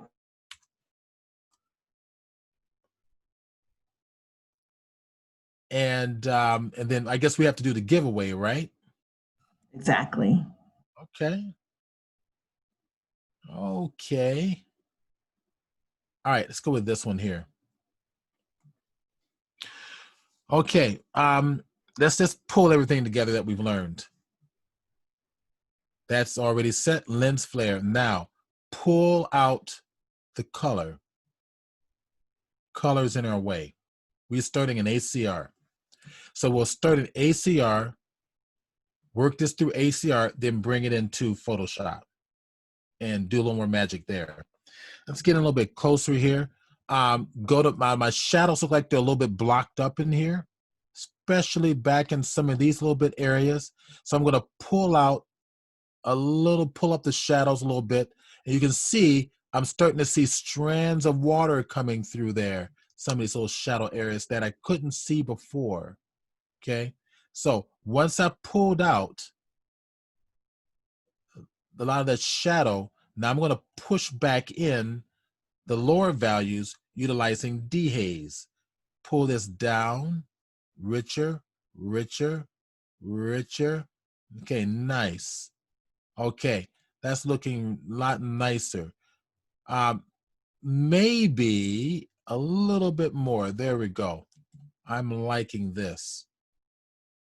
All right, go to my highlights. Let's see what I can do with this. So if I pull it down, that's pulling detail on my highlights, bringing it up. That's making it brighter, but I want that detail in there. Bring it down a little bit. That affords me the ability to kind of bring up exposure just slightly. There we go. That's it. All right, now let's go over texture, which is contrast adjustment in the highlights only. I want to zoom in more. There we go. Look at the highlights. Bring over the slider. See that? It's targeting the highlights only. Look at that. Looks like it's sharpening up. It's just adding contrast to the highlight areas. Okay. Now, contrast to your midtones. Go to the clarity, pull it over slightly. There we go. Got a little bit richer in some of these areas, but you can see there's more drama going on in here. Next, pull the saturation up. Much more dramatic. Look at that. I can bring it all the way over. It starts to get a little garish, but this one, the lighting was so low to begin with that bringing it closer to 0 might work better. And there's a lot of depth in here. Now, once you're in the color here, it doesn't hurt to kind of play around with the sliders and see what you get, but I find that it's better to work in black and white mode first. Stephen, we do have a few requests from people that love to see the before and after as you're working through. If you can. Absolutely. Sure. That'll be great. Awesome. Yeah, absolutely. All right. We'll see before and after. So I'm going to go ahead and open the object. Okay. So there's my original object. So now I want to think about what is the primary point of focus here. And I'm thinking it's pretty much this area right in here. So a couple ways I can deal with this. I'm going to make this another black and white. I'm going to duplicate the layer. And because it's a smart object, I'm going to go to image menu adjustment, and this black and white adjustment applied to this smart object, it's going to make it a smart filter. If I come over here and click and drag around, it's going to adjust the values in this image based on the color, but we don't really have a lot of color in here. So we just want to make it black and white. That's the goal. In fact, this particular piece, I'm going to put into a layer group, Command G. And I'm going to call this group black and white. So before and after. All right, now, here, I want to bring the eye to the lower portion. So open up this black and white group, place another adjustment up here, and I'm going to put an adjustment layer of curves because I'm going to use a flatter value system so that I can bring the viewer's eye to this lower section. The problem is that this upper area here is very contrast oriented, therefore it's competing with the whole image. So if I take my curves down here and flatten out that background a bit, I can now use other techniques to apply this to the background, but not to the foreground. So let's bring it down like so. All right, now I'm going to target the mask, hit the B key from our brush, and make sure that I'm painting with black. Hitting the X key to switch my foreground and background color, and I'm going to slowly bring out, there we go, and paint with get out of overlay mode to go to normal and pull this out here. Okay. And we're going to start to paint in, like painting in lighting. All right. The goal is to bring the eye right here into this area in the foreground, not to the background. We pull this out here, bring in our lighting all through here. Let the background recede. So I'm using, flat values for the background, contrasting values for the foreground. And this is the way I'll always work in all of my landscape. Bring that out, let the eye come here.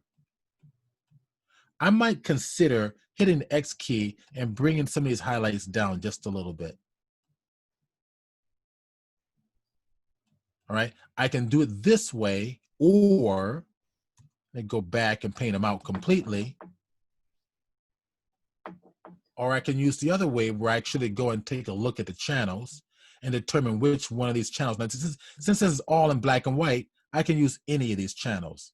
So I can command click on the blue, for instance. I can make a mask out of that, click on that, making a mask out of this one, and then intersecting it to bring down, to make that. See what I'm doing? Now I can utilize this to control the highlights of the water in the foreground. So command click, add a adjustment layer of curves there. Now with that curves, I can decide what to do with just those highlights. And it's only going to be applied to that foreground the most, because I can always edit this background out. So this is the background. Okay, just clicking on this and then applying my paintbrush and taking this out with black. Okay, so you have that option. Okay, see? Pulling that down, just taking it down. That's all you need to do, just a little bit. Okay, let's go ahead and get out of here. There we are. That's down even more. And I might want to do techniques to kind of bring up some of these areas in here. So that's the way I'm using, controlling my values and my tones in my image to help bring my work, actually make my work more expressive. Now, once I'm done, this is my black and white layer, right? Now I'm going to apply this to the color. So if I duplicate the color, for instance, and I apply a hue and saturation, a desaturation. So if I apply image menu, adjustment, hue and sat, take out all the color. All right, take a look at this. The reason we have this color here is because we have these values. These values is giving me this result. I don't want those values. I want these values to be applied to it. All right, keep that in mind. I don't want these values. I want those values. To do so, I simply target that group, tell it to not touch color, but instead only apply to the luminosity values. There. Now your color image is a little bit more expressive. So if you want to see before and after, let's go back and get the other image. Go back to Bridge. There it is. In fact, I'm going to, before I do anything, let me do this. Let me go back to Photoshop because a lot of these are still smart objects. Let's go here. Go to my color, pass through. I want that to be luminance. Thank you.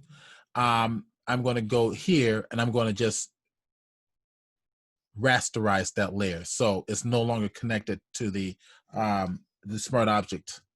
So that means I can right click on this one, come back over to develop settings and clear all those raw settings. And I'm going to open this up in Photoshop. Shift double click, I think will open directly in Photoshop. There we go. And bypass raw. Let's go put these channels back into here and let's bring them side by side. So windows arrange tile vertically. We'll move this on off the side here. So this is your before and this is more of your after to your left. Okay, so hopefully this has caused you guys to kind of think about how you might like to approach editing your images. I'm going to put down here a link to the workshop, Going Beyond the Lens. Now, this workshop is 4 weeks long.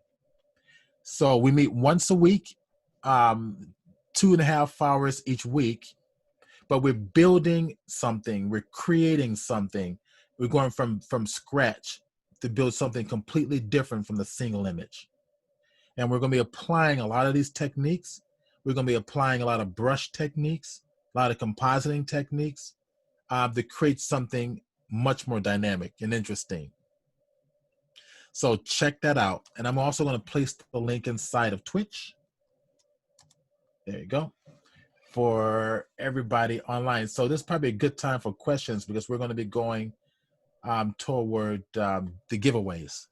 Yes, we're at the 7:30 mark. And before we do the giveaways, if you are typing in your questions, if you have any last questions, go ahead and add them in the chat right at this time.